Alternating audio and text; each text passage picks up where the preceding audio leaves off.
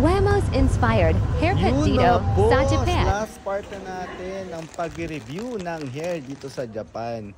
So ngayon, no, ito ang last natin, stop natin, which is the Ghibli Studio.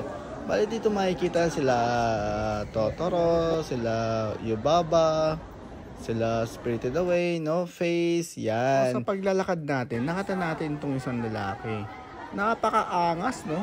Ito yun yung nakabini na low taper lang na fringe down mullet ng buhok niya. Kaya sobrang angas, sobrang astig. Kaya natin yung gawin, yung ganyang buhok sa Barbero Boss, no? Basta pahabayan nyo lang yung bandang likod. Pang lombak lang. Kaya yun lang, dalaw lang sa Barbero Boss. At gayahin natin ang gupit ni Kuya. Ayun no mga boss, yan ang review natin na buhok ngayon. Kaya follow and like lang ang Barbero Boss.